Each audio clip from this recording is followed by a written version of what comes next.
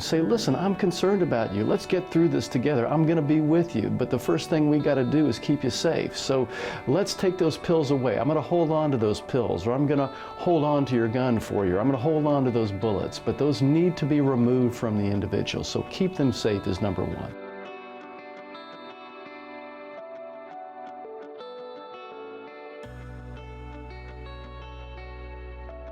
There's a number of ways to help, but the first thing to do is ask directly if you believe that they're suicidal or they're having a hard time. Ask them directly about it. Take it seriously when they talk about suicide. Don't ignore it. Don't slough it off. Don't think, oh, he's just being dark and ironic. No. Ask them directly. And you can do it in a nuanced way. You can ask something along the lines of, you know, Bob, I'm really concerned about you. I've been watching you recently. I know you've had a hard time with your breakup. And I know a lot of people who go through these kinds of things sometimes feel desperate, sometimes feel alone. Sometimes you can think about suicide. I just want to check with you. Have you been thinking about suicide recently? And what is important is to know that is asking that question not only does no harm, but does nothing but good. A lot of people are worried that if they ask that question, they're going to offend somebody, that question might actually put the idea in someone's head, or even give them permission to do so. It does none of that. In fact, research has shown that for people who are not thinking about suicide, who are asked that question, they don't mind it at all. They have no problem with that. Secondly, those who are thinking about suicide feel relieved that somebody asked, so they can actually have permission to talk about this very difficult thing that they're going through.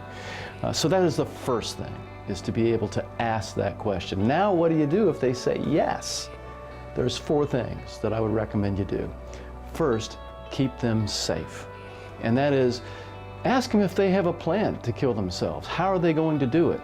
If they're thinking about a gun or a rope or pills, remove that from them. Say, listen, I'm concerned about you. Let's get through this together. I'm going to be with you. But the first thing we got to do is keep you safe. So let's take those pills away. I'm going to hold on to those pills, or I'm going to hold on to your gun for you, or I'm going to hold on to those bullets. But those need to be removed from the individual. So keep them safe is number one. Number 2 is be with them. Listen to them. Listen to them non-judgmentally. Do not try to talk them out of their feelings or tell them how they should or shouldn't be feeling. What you can say is that you care about them. You can talk about your feelings. You care about them, that they're important to you, that you're going to be there for them, and that you don't want them to die, that you want to always be their friend. Thirdly, you can also make sure that you get them connected with others who can help them, not just you, but people in their life who they trust, who they believe in, who could be a coach, it could be a therapist, it could be a doctor, it could be a parent, it could be other relatives, it could be other friends, but connect them with caring others so social support is in their life and they feel like they have a safety net. And the last thing that I would suggest that you do, aside from connecting them with helpful others, is follow up with them.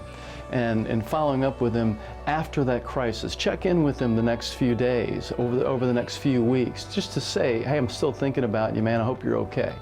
All of that is important. But the one thing that you can always do is phone the National Suicide Prevention Lifeline, and they can help you talk through it, they can help you think through it, and they can help refer you to resources that can be helpful in your community.